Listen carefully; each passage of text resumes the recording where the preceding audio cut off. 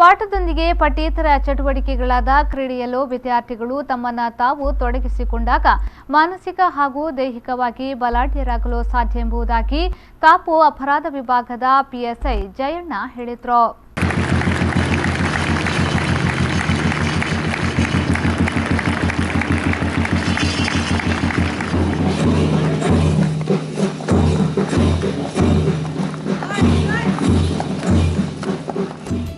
ಅವರು ಕಾಪು ವಿದ್ಯಾನಿಕೇತನ ಸಮೂಹ ಸಂಸ್ಥೆಗಳ ವಾರ್ಷಿಕ ಕ್ರೀಡೋತ್ಸವವನ್ನು ಉದ್ಘಾಟಿಸಿ ಮಾತನಾಡಿದರು. ಕ್ರೀಡೆಯಂತೆ ಜೀವನದಲ್ಲೂ ಸೋಲು ಗೆಲುವು ಸರ್ವೇ ಸಾಮಾನ್ಯ. ಸೋತಾಗ ಕುಗ್ಗದೆ, ಗೆದ್ದಾಗ ಹಿಗ್ಗದೆ ಎರಡನ್ನ ಸಮಾನವಾಗಿ ಸ್ವೀಕರಿಸಿದಾಗ ಜೀವನ ಕೂಡ ಸರಳವಾಗ್ತದೆ ಎಂದು ಹೇಳಿದರು.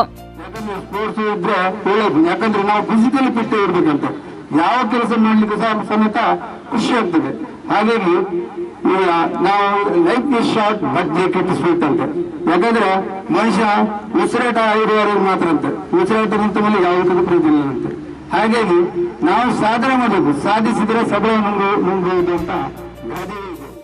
ಸಮಾರಂಭದ ಅಧ್ಯಕ್ಷತೆಯನ್ನ ಮಾತೃ ಸಂಸ್ಥೆಯ ಸಂಚಾಲಕರಾದ ಕೆವಿ ಆಚಾರ್ಯ ವಹಿಸಿದ್ರು.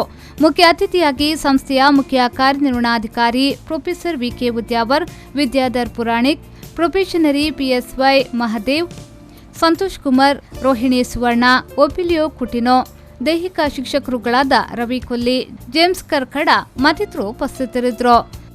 Suresh Malvi, phone news 24/7 Padubidri.